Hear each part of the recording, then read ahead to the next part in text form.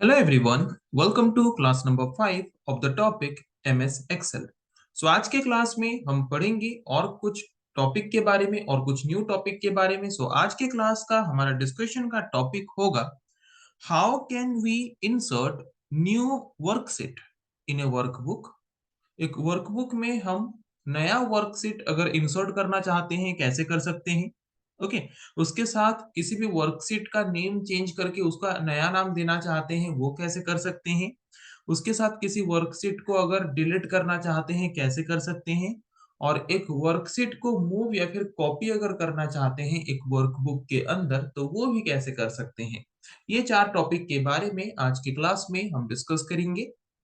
How can we create new worksheet in a workbook? How can we delete a worksheet? How can we rename a worksheet? And how can we move or copy a worksheet in a workbook? ये चार topic के बारे में आज के class में हम cover करेंगे। तो चलिए शुरू करते हैं डिस्कशन और जानते हैं इन टॉपिक के बारे में। तो सबसे पहला हमारा जो डिस्कशन का टॉपिक होगा वो है how can we insert a new worksheet in a workbook. जैसे कि मैं बार-बार बोलते आया हूँ कि जब हम एक्सेल को यूज़ करके अगर कोई नया फाइल क्रिएट करते हैं तो उस फाइल को बोलते हैं वर्कबुक। और एक वर्कबुक के अंदर हम मोर देन वन वर्कशीट या फिर स्प्रेडशीट यूज़ कर सकते हैं। तो यहाँ पे बाय डिफ़ॉल्ट हमें एक ही वर्कशीट प्रोवाइड किया गया है।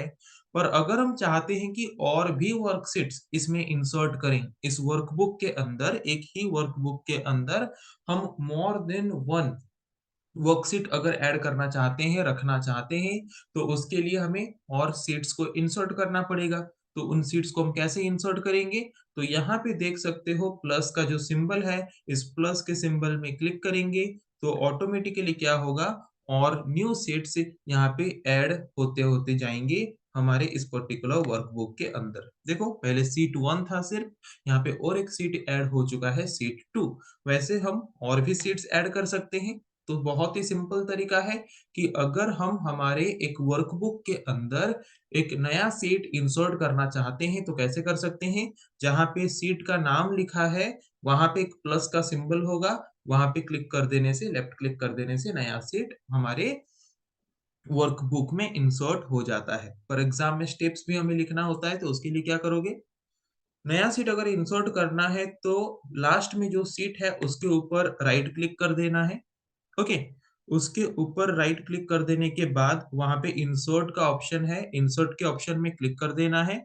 इंसर्ट के ऑप्शन में क्लिक करने के बाद वहाँ पे ऑलरेडी वर्कशीट सिलेक्टेड होता है, सिंपली ओके में क्लिक कर देना है, तो क्या होगा नया शीट ऑटोमेटिकली इंसर्ट हो जाएगा। ओके, तो अगर हमें नया शीट इंसर्ट करना है तो वो हम कैसे कर सकते हैं पता चला? यहाँ पे जो प्लस सिंबल है उसमें क्लिक करके भी कर सकते हैं या फिर इसके किसी भी सीट के ऊपर राइट क्लिक करके इंसर्ट ऑप्शन में जाके वहाँ पे ओके ऑप्शन में क्लिक कर देंगे तो वहाँ पे भी हमारा वर्कशीट इंसर्ट हो जाएगा पर्टिकुलर वर्कबुक के अंदर। ओके, अभी हम देखेंगे कि अगर हम किसी भी वर्कशीट का एक पर्टिकुलर वर्कबुक के अंदर जितने भी वर्कशीट्स हैं, उनमें से किसी भी वर्कशीट का अगर हम रीनेम करना चाहते हैं, रीनेम करना मतलब क्या? नेम को चेंज करके एक नया नाम देना। तो एक पर्टिकुलर वर्कबुक के अंदर जितने भी वर्कशीट्स हैं, उनमें से किसी भी वर्कशीट का नेम अगर हम चेंज करना चाहते हैं, तो उस प्रोसेस को क्या बोलेंगे? रीनेम। तो वो कैसे कर सकते हैं? देखो, इसके ऊपर जिस सीट का नेम चेंज करना है उसके ऊपर राइट क्लिक करना, राइट क्लिक करने के बाद रीनेम ऑप्शन में क्लिक करना, तो वो पर्टिकुलर सीट सिलेक्टेड हो जाएगा। उसके बाद जो भी नया नाम देना चाहते हो, वो नया नाम वहाँ पे दे सकते हो। ओके, तो यहाँ पे मैंने नया नाम दे दिया और उसके बाद बाहर कहीं पे भी किसी दूसरे सेल में लेफ्ट क्लिक कर देना है, तो यहाँ पे हमारा जो सीट का नाम है वो चेंज हो चुका है या फिर रीनेम हो चुका है। तो ये तो एक तरीका है रीनेम करने का और एक तरीका भी है, जिस पर्टिकुलर सीट का नाम हमें रीनेम करना है, उस सीट के नेम के ऊपर 2 बार लेफ्ट क्लिक कर दो, ऑटोमेटिकली हो गया सिलेक्ट।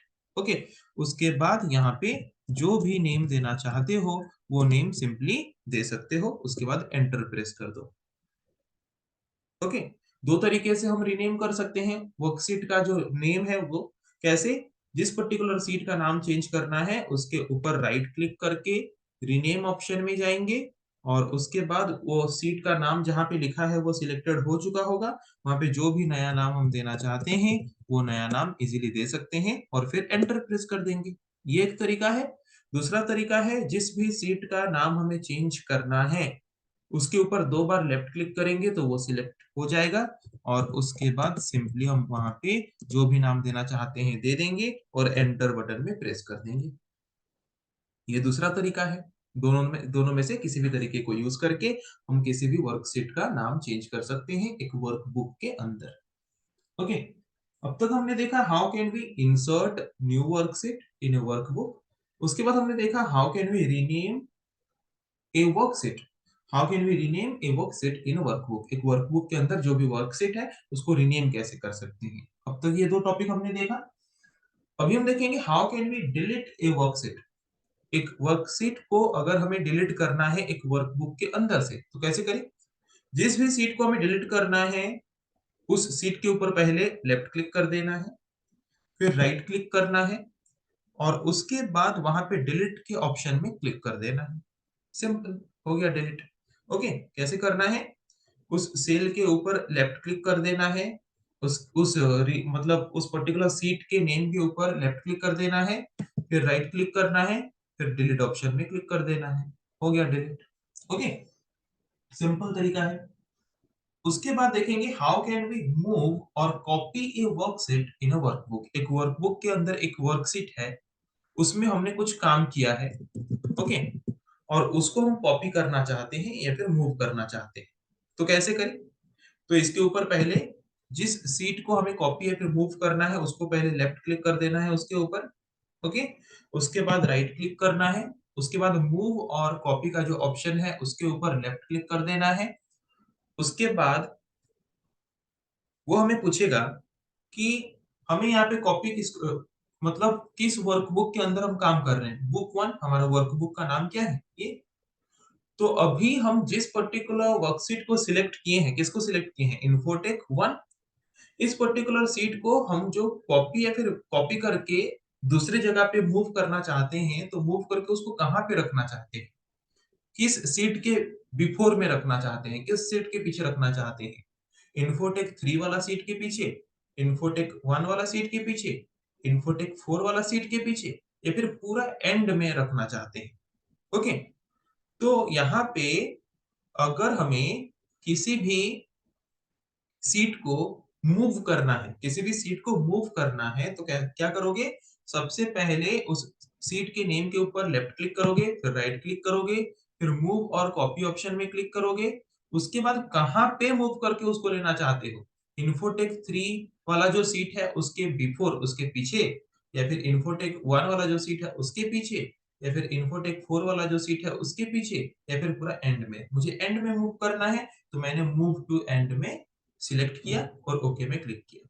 देखो, मेरा जो इन्फोटेक 1 वाला जो सीट था वो एंड में मूव होके आ चुका है कि नहीं। ये सिर्फ मूव हुआ, पर मुझे कॉपी भी करना है और मूव भी करना है। इसका मतलब क्या, उस पर्टिकुलर सीट का कॉपी वहां पे रहेगा जहां पे था और उसके साथ और एक जगह पे मूव होके भी जाएगा।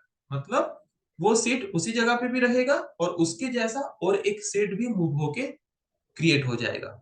तो वो कैसे कर सकते हैं, तो जिस पर्टिकुलर सीट को हमें कॉपी एंड मूव दोनों करना है उसको पहले लेफ्ट क्लिक करना है उस सीट के नेम के ऊपर, फिर राइट क्लिक करना है, अगेन मूव और कॉपी ऑप्शन में जाना है।